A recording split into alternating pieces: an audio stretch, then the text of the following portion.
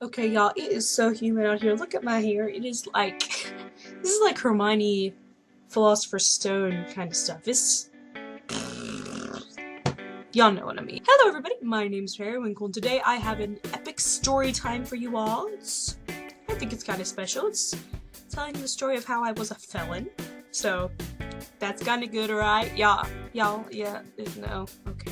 But yes, at one point in my life I was a felon. In my short 14 years, I was a felon. Ah! I know, right? But it's okay, it's behind me now. I just had the best year of my life, so let's go ahead and get into the story. Okay, so this was in 4th grade, and you guys are going to be hearing a lot of story times because I was like, I was thinking in my mind, I was like, what are some videos I could do to like prepare before I go to camp and like schedule them? So for the beauty videos, I thought of all the story times, and everything went back to 4th grade. I was such a stupid and ignorant and kind of brilliant Hitlerish child, but y'all will learn the other stories. I'm kind of starting with the felon one, where I got suspended for 3 days, and then went on a cruise right after, so I keep touching my human hair. Okay, tell me how this hair looks right now in the comments. Okay, anyway, let's start this story. It was in 4th grade, and it was in November. That's all I remember.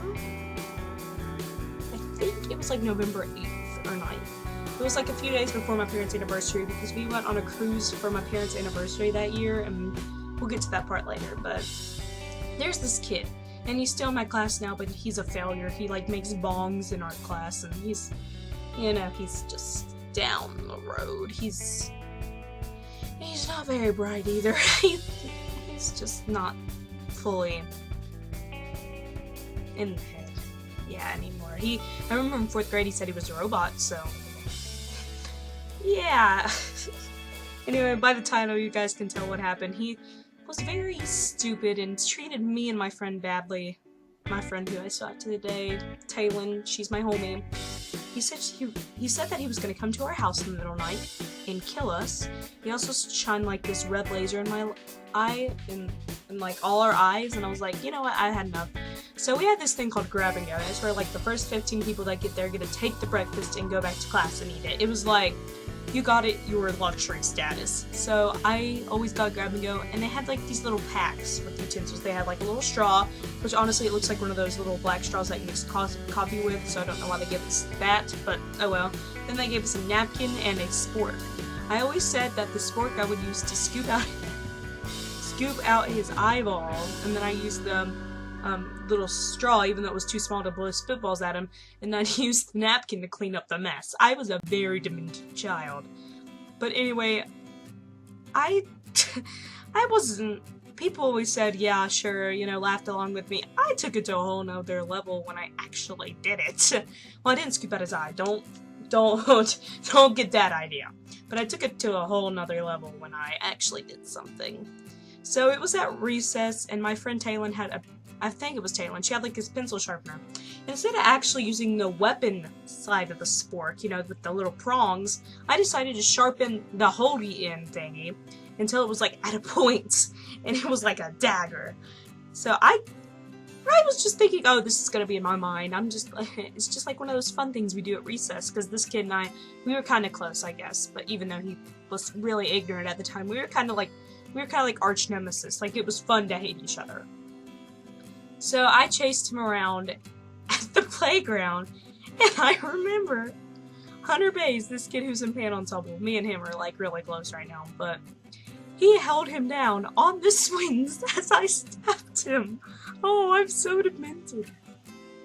He held him down on the swings like this, like his arms, and we all laughed, and he acted like the world was ending. I mean, can you like vacuum somewhere else? Yeah, there's a vacuum going on outside, just ignore that. But he acted like it was the end of the world, like that he was being stabbed. I remember stabbing him. Oops, my legs are shaved, so hello. I stabbed him here, and yes, I do have pants on. Perverts. I stabbed him here, here, here, and a few times on his back. Only drew blood on his knee area, so... Sounds awful. But I remember talking to him on the bus, like, hey, we're cool, right? We're not, like, enemies or anything. And he said, sure. And I remember watching him get off that bus and basically collapse on his steps.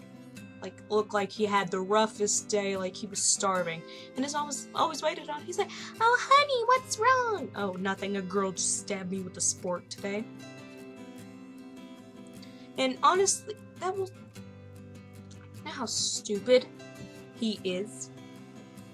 I'm using stupid very nonchalantly, but he, like, basically, he said we were cool that I stabbed him. It was like the roleplay. We always roleplay during not kindergarten, 4th grade, but we always roleplayed during recess. And he acted like it was the end of the world. And he just collapsed. He went on his green steps. And his mom obviously thought his middle name was Jesus. And just... oh my gosh. And he was like, oh yeah, my sister works for the board office. And she was like, he kept like, oh, you're gonna get suspended and stuff like that. I'm like, excuse you. And, but he ended up doing it, and Miss Few, I was kind of a good kid. Miss Fuson pulls me in, and she was our guidance counselor, and I was like, Miss Fuson, what's wrong? And she's like, oh, talking about all this, and I'm like, am I gonna get suspended? And she said, I don't know, honey. And I'm like, I didn't think that was actually gonna happen. I didn't think anything bad could happen from stabbing a guy with a spork on recess. Apparently recess was free game. A few days later, Miss Kelly pulls us in, and yeah, the paperwork's getting signed. She's like, you know this is gonna go on your permanent record. I'm like, yeah. When I get home, I sob and pack for a cruise, because the next day, I left for a cruise.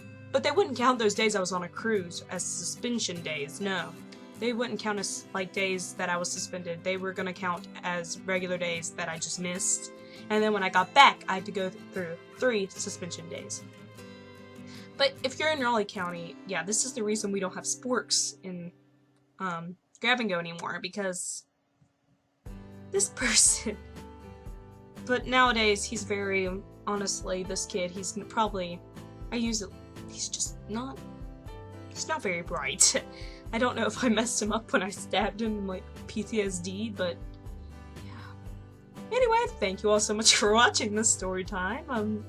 I can laugh about it now. At the time, it was not a laughing matter. At the time, it was, yeah, I'm gonna die. This is ruining everything. If I would do it now, I would probably be in a lot more trouble with my future and stuff like that, but it was elementary school. If I apply for a job, I'm probably gonna have a big laugh about it. If it's like a serious job, people might be like, huh, do you still do that now? And I'll be like, no, I don't stab people with the other end of a spork. Yeah. I actually think on the permanent record it said I stabbed him with the fork. Yeah, I think it says that. And it's, yeah. Anyway, thank you all so much for watching. My name's Periwinkle, and I'm a felon. I don't do that now. Don't, like, get your knickers in a twist. But anyway, thank you all so much for watching. I'll see you all later. Bye.